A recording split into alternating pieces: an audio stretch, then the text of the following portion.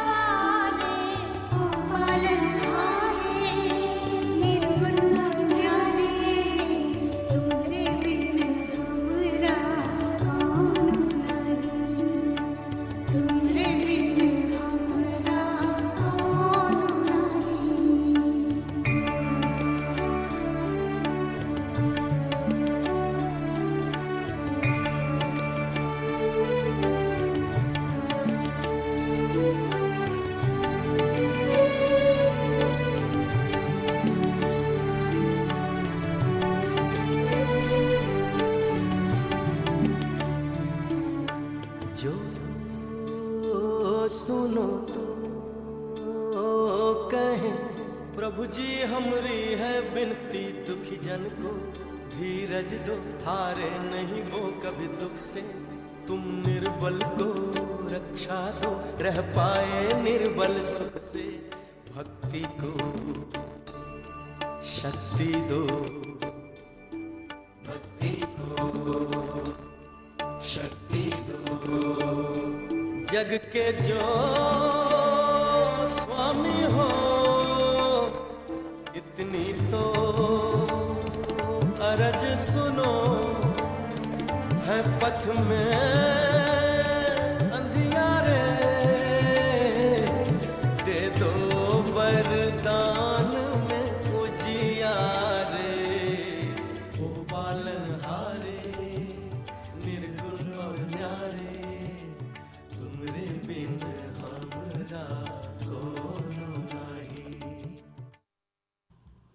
श्रोताओं, लड़खड़ाते बच्चे को हर बार संभालने के लिए उसकी माँ जैसे तैयार रहती है, वैसे ही ईश्वर हमें हर बार गिरने पर उठा लेते हैं। बस शर्त है हमने उन्हें पुकारा हो, एक विश्वास के साथ, एक आस्था के साथ।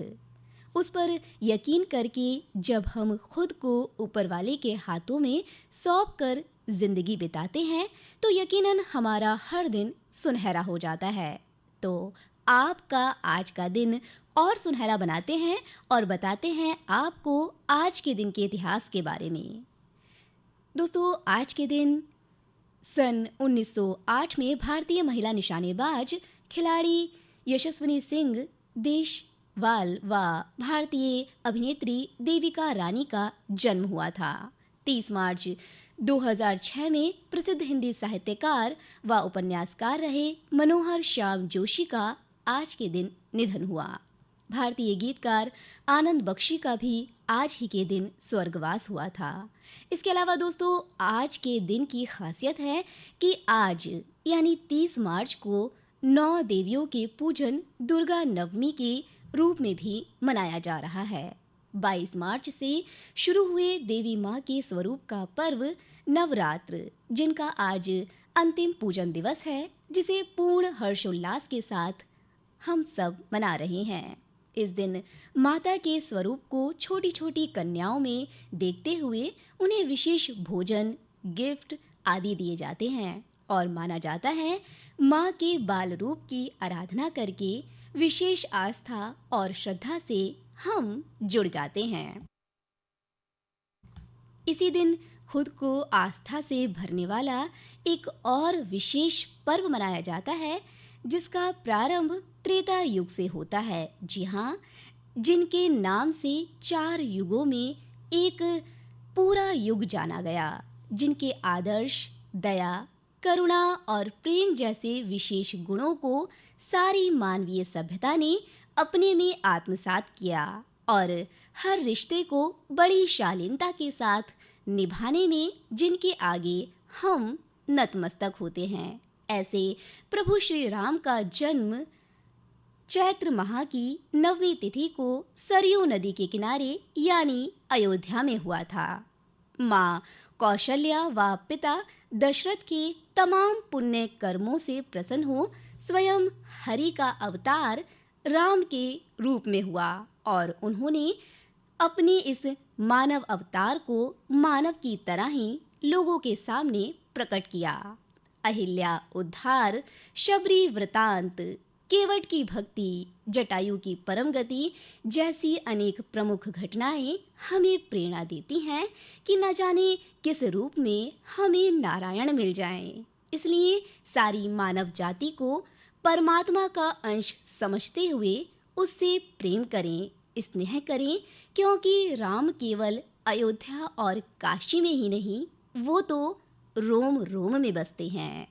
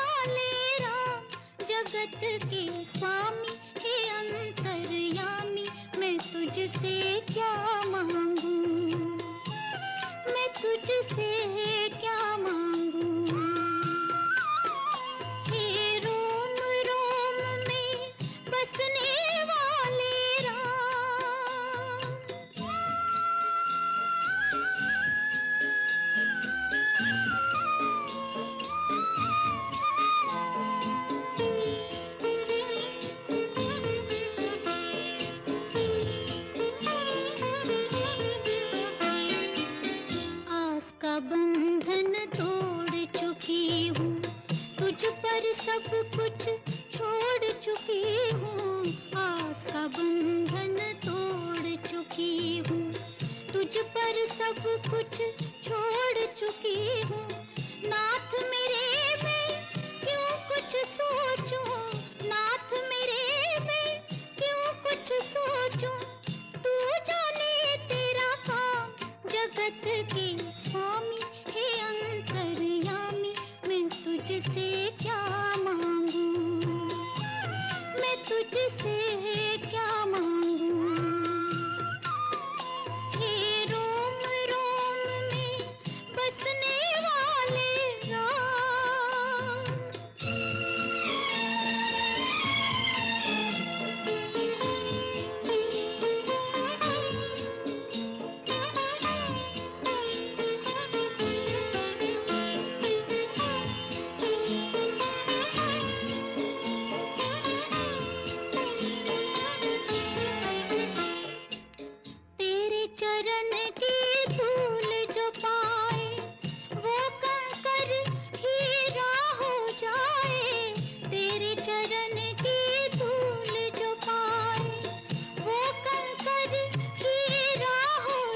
आए, भाग मेरे जो मैंने पाया, इन चरणों में था जगत के स्वामी।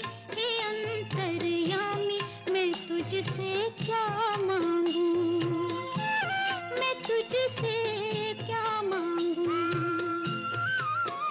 हे रोम रोम में बसने वाले राम।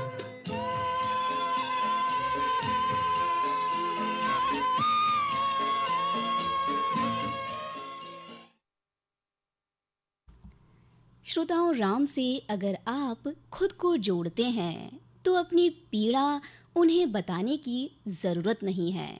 वो खुद आपके भाव को ग्रहण करते हैं और जैसी जिसकी भावना होती है उसे उसी रूप में दर्शन देते हैं।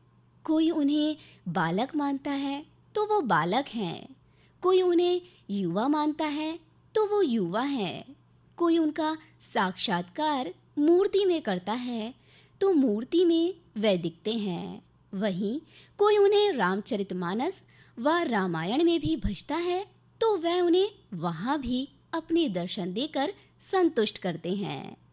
राम को पाने के ज्ञान, भक्ति और कर्म, ये 3 साधन शास्त्रों में कहे गए हैं। आप ज्ञानी बनकर उन्हें पा सकते हैं, नहीं तो मात्र भजन करके उनको पाया जा सकता है, वरना अपने कर्मों से प्रीति कर आप उनको खुली आंखों से देख सकते हैं। सभी प्राणियों में विशेष मानव ही एकमात्र ऐसा प्राणी है जो ज्ञान, भक्ति और कर्म के द्वारा दूसरों का कल्याण करते हुए परम गति पाता है। इन तीनों ही मार्ग पर चलकर ईश्वर की आराधना करना अपने आप में आपको विशेष बना देता है। ऐसे ही एक विशेष मेहमान से आज हम बात करेंगे। आज के मेहमान सेगमेंट में जो संस्कृत भाषा के विशेष ज्ञानी, जेआरएफ जैसी परीक्षा में ऑल ओवर इंडिया प्रथम रैंक पाने वाले, अयोध्या नगरी में रहकर राम भक्ति में लीन और वर्तमान समय में अपने कर्म क्षेत्र में भी ईश्वर को देखने वाले, यानी प्रोफेसर पद पर आसीन डॉक्टर अरुण कुमार पांडे जी का हम स्वागत करते हैं आज के विशेष रामनवमी पर्व पर और जानते हैं उनकी बातें उन्हीं की जुबानी।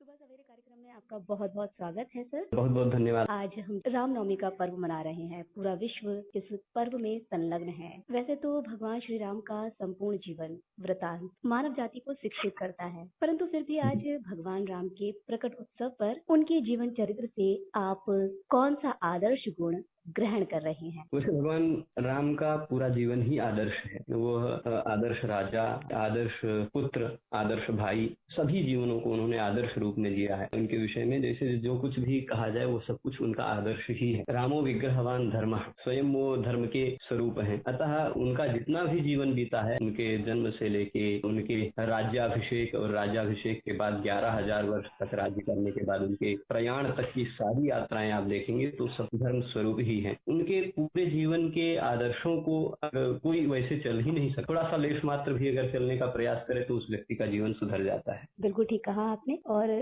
कौन से गुण को आप आज इस पर्व पर लोगों को बताना चाहेंगे? देखिए, राम का गुण हमेशा मर्यादा में रहना जी। यदि आप एक शिक्षक हैं तो उसकी मर्यादा में रहें, यदि आप एक भाई हैं तो उसकी मर्यादा में रहें, पुत्र हैं तो पुत्र की मर्यादा में रहें। प्रत्येक मर्यादाओं का पालन वह राम का एक अद्भुत गुण है। जिस क्षेत्र में है उसकी मर्यादा में रहें और उसके अनुसार कर्तव्यों का निर्वहन करते रहें। सर, यूँ तो ये सारी धरती उस परम शक्ति से ही सृजित हुई है। आज के दिन रामनवमी के अवसर पर आप वहाँ अयोध्या जैसी राम नगरी में जन्म लेकर क्या विशेष अनुभव करते हैं, जहाँ की जो सरयू नदी है उसने बहुत सारे दृश्यों को अपने अंदर आत्मसात किया है। तो आप उस धरा पर उत्पन्न हुए हैं, जन्म लिया है, ऐसे में क्या विशेष अनुभव आप कर रहे हैं? उस धरती के बारे में स्वयं राम ही कहते हैं, जननी जन्मभूमिश्च स्वर्गादपि गरीयसी। जी। अति स्वर्णमयी लंका न में लक्ष्मण रोचते। सोने की लंका भी मुझे उतनी पसंद नहीं है जितनी मुझे अपनी जन्मभूमि पसंद है। तो है ही अयोध्या के कण कण में ऐसी एक धार्मिक ऊर्जा और एक ऐसी आध्यात्मिक ऊर्जा मिलती है जिसका वर्णन वहाँ रहने वाला व्यक्ति ही कर सकता है। इसीलिए रामनवमी के दिन विशेष करके मैं प्रयास करता हूँ कि अयोध्या आया जाए। और आज का यहाँ का जनसम्मर्द जो है, लोगों की भीड़ है, वो भी बताती है कि लोग यहाँ आकर क्या अनुभव करते हैं। क्योंकि राम केवल एक भगवान के रूप में नहीं बल्कि एक आदर्श, बिल्कुल। एक प्रजावत्सल के रूप में भी देखे जाते हैं। हमारे भारत और भारतीयता के प्राण है राम। जी। तो आपने अयोध्या की माटी में अपना बचपन और युवावस्था बिताई है। ऐसे जी। में हर बार बड़ी सहजता से प्रभु भक्ति में आप डूब जाते होंगे। पर जो बिल्कुल। लोग इस भक्ति रस में चाहकर भी एकाग्रचित नहीं हो पाते हैं, उन्हें कैसे आत्मा का परमात्मा से साक्षात्कार करना चाहिए, इस विषय में क्या कहना चाहेंगे आप? आपने जो कहा वो दो अलग तरह का विषय। एक तो भक्ति का मार्ग अलग है, अध्यात्म का मार्ग थोड़ा सा अलग है। जी। 3 मार्ग है ईश्वर को पाने के। तो भक्ति मार्ग में डूबना है, एक तो उपाय उसका यह है उनकी चरित्र को सुना जाए। जी। राम के बारे में जितना ज्यादा आप सुनते जाएंगे उतना ज्यादा उनके आप भक्त होते जाएंगे। उनके आदर्शों को आप, अब तो बहुत सारे माध्यम है, आप सीरियल के माध्यम से भी, रामानंद सागर जी ने जो प्रस्तुति की है जी। वो अद्भुत है। आप एक बार देखिए, दोबारा देखेंगे उसमें भी नवीनता मिलेगी और उसमें आपको लगेगा कि क्या राम ने किया है, अद्भुत है। तो जितना ज्यादा आप उनके चरित्र को सुनेंगे उतना ज्यादा उनमें भक्ति आपकी। और अध्यात्म की बात है तो अध्यात्म का अपने आप के बारे में चिंतन करना वह अध्यात्म होता है। आप क्या हैं, आपको किस लिए यहाँ पर भेजा गया है, आप क्या करना चाहिए आपको, ये सब कुछ चिंतन करना वो अध्यात्म का विषय, वो अलग विषय। परंतु राम की भक्ति में लगने का एकमात्र, जितना ज्यादा आप जानेंगे उनके बारे में उतना ज्यादा आप भक्त होते जाएंगे। ये आपका सौभाग्य रहा सर कि आप अयोध्या जैसी नगरी में जन्मे। संस्कृत के अपार ज्ञान से आप सिंचित भी हैं, जिस दौरान कई धार्मिक और दार्शनिक ग्रंथ आपने पढ़े होंगे और विशेषकर जो तुलसीकृत रामचरितमानस है, वाल्मीकि कृत रामायण है, उनमें आपने कितनी बार अपने आप को रमा दिया है पूरी तरह से? रामायण वाल्मीकि जी का है, आप जितनी बार पढ़ते हैं उतनी बार, मेरे पास तो उसका ध्वनि मुद्रण भी है, मैं रास्ते चलते हुए भी सुनता रहता हूँ उसको। लेकिन जितनी बार सुनते हैं उतनी बार कुछ नया पद्य आता है, अरे मुंह से आप वाह निकल ही जाता है। क्योंकि हिंदी भाषा में आप वाल्मीकि के को पढ़ेंगे तो शायद उतना आनंद ना आए। संस्कृत जानने का यह मेरा सौभाग्य है कि मैं संस्कृत जानता हूँ, तो वाल्मीकि को संस्कृत के माध्यम से ही मैं सुनता हूँ, तो उसमें से उनकी काव्यता को और उनके चिंतन को और भगवान राम के चरित्र को कितनी गहराई से उन्होंने समझा, इन सभी बातों को जानने के बाद अद्भुत आनंद आता है। जी जी, मतलब संस्कृत अपने आप में एक स्वर्ण नहीं बल्कि एक पारस कहूंगी, पारस मणि है कि उसे जिस भी चीज में लगा दिया जाए वो चीज सोना बन जाती है। यह मेरा पूरा सौभाग्य ही है कि हम संस्कृत को जानते हैं। तुलसीकृत रामचरितमानस भी अद्भुत ग्रंथ है। अपने आराध्य देव श्री राम के प्रकटोत्सव को आप किस तरह से अयोध्यावासी मनाते हैं? हम अभी अयोध्या ही पहुँचे हैं। राम जन्मभूमि का भीड़ में किसी तरह दर्शन करेंगे, विद्वानों के बीच में भगवत कथा। तो आज तो जिधर भी जिस गली में भी निकलेंगे सब तरफ राम नाम संकीर्तन सुनाई पड़ता रहता है पूरे अयोध्या में। और लोगों का संवर्ध ही देखकर एक अलग ही अनुभूति होती है कि भगवान राम के दीवाने कितने हैं। और भगवान राम का चरित्र भी वैसे ही है। कहा भी गया है राम के शब्द की उत्पत्ति ही वह राम ब्रह्म का ही एक स्वरूप है। जो स्वयं राम थे उनसे ज्यादा शक्ति राम शब्द में है, ऐसा भी कहा जाता है। और इसीलिए कहा गया है कि कलियुग केवल नाम आधारा, जपत जपत नर उतर पारा। विष्णु सहस्त्र नाम इत्यादि का पढ़ेंगे तो उसकी फलश्रुति में मिलता है राम रामेति रामेति रमे रामे मनोरमे सहस्र नाम तत्तुल्यम राम नाम वरानने। राम नाम एक बार आप नाम बोल दीजिए तो आप हजारों नाम के उच्चारण के बराबर फल प्राप्त कर लेते हैं। बहुत अद्भुत है उनका नाम। उनमें योगी गण उन्हीं में रमण करते हैं, वह सब में रमण करते हैं। ये सारी उनकी व्युत्पत्तियां। राम रमन्ते योगिनः अस्मिन् इति रामः, रम्यते अनेन इति रामः, ऐसा भी राम की व्युत्पत्ति कहा जाता है। रमते इति रामः, ऐसा भी कहा जाता है। तो जो स्वयं रमण करते हैं या जिनके द्वारा लोग रमण करते हैं या जिनमें योगी गण रमण करते हैं वो सब राम। सर आपने बहुत ही विस्तृत तरीके से आज राम शब्द को व्याख्यात किया। राम शब्द केवल एक दार्शनिकता का ही प्रतीक नहीं बल्कि धार्मिकता का, और इसे व्याकरणात्मकता के रूप में हम कैसे देख सकते हैं ये भी आपने हमारे श्रोताओं को बताया। बहुत बहुत धन्यवाद सर, आपने हमसे बात की और अपना कीमती समय हमें दिया। और आज इस रामनवमी के अवसर पर आप अयोध्या में रहते हुए उत्सव को मना रहे हैं, तो हम सब के लिए आप मंगल कामनाएं प्रेषित कर रहे हैं। पूरी धरा के लिए आप एक कल्याणकारी जो कर्म है उसमें लगे हुए हैं और संस्कृत के आप प्रकांड विद्वान भी हैं। बहुत बहुत शुक्रिया सर आपको भी बहुत बहुत धन्यवाद। नमो। Thank you sir. अभी आपने सुनी अयोध्यावासी संस्कृत प्रोफेसर डॉक्टर अरुण कुमार पांडे से रामनवमी पर्व पर ये विशेष बातचीत। तो श्रोताओं, राम शब्द में रमण करते हुए स्वयं को रमा दें और आज का रामनवमी पर्व सभी के साथ मिलजुल कर समभाव से सेलिब्रेट करें, क्योंकि आज सभी के घर राम आए हैं।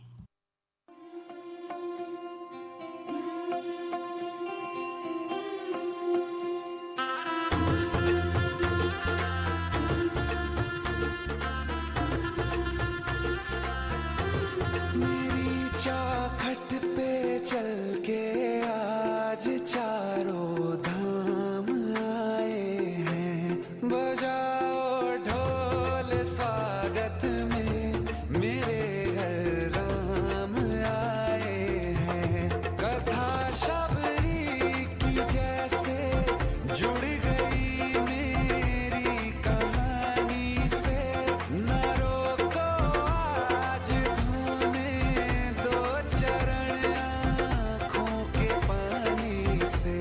बहुत खुश हैं मेरे आंसू के प्रभु के काम आए हैं। बजाओ ढोल स्वागत में मेरे घर राम आए हैं।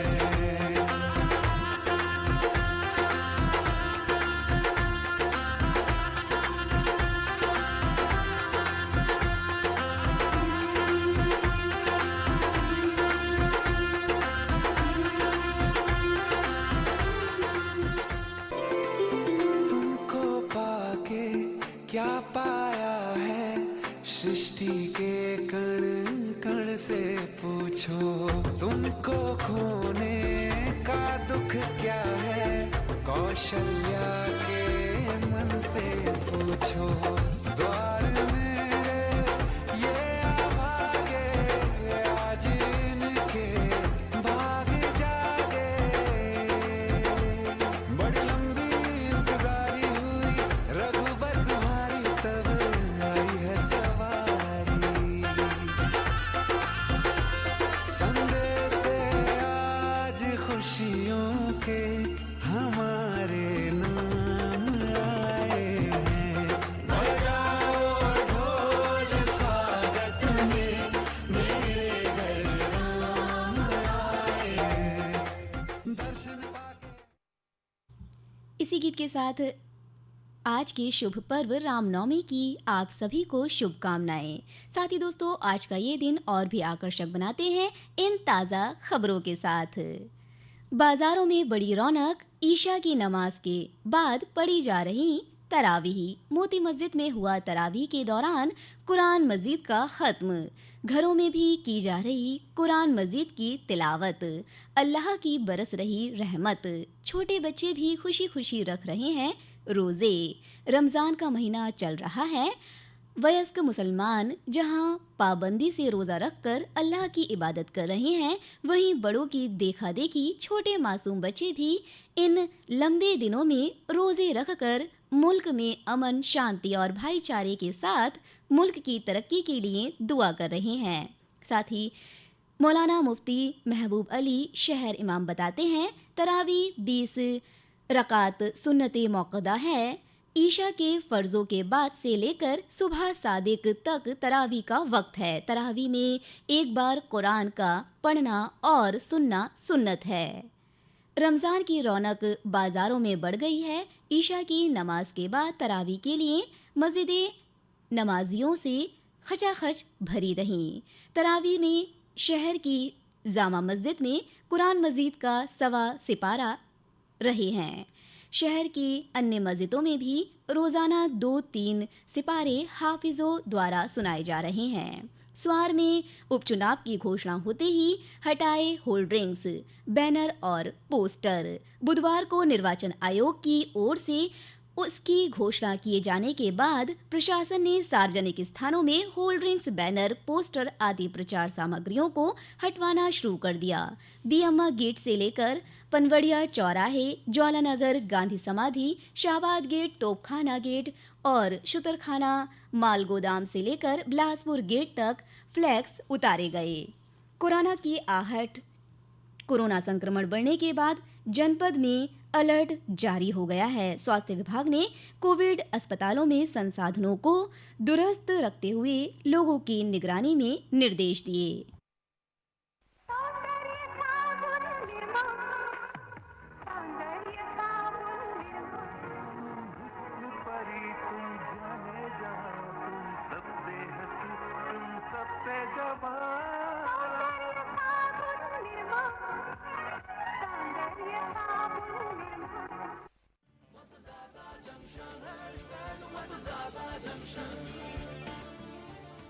भारत निर्वाचन आयोग द्वारा प्रायोजित कार्यक्रम मतदाता जंक्शन आकाशवाणी रामपुर से सुनिए प्रत्येक शुक्रवार शाम 7:45 पर।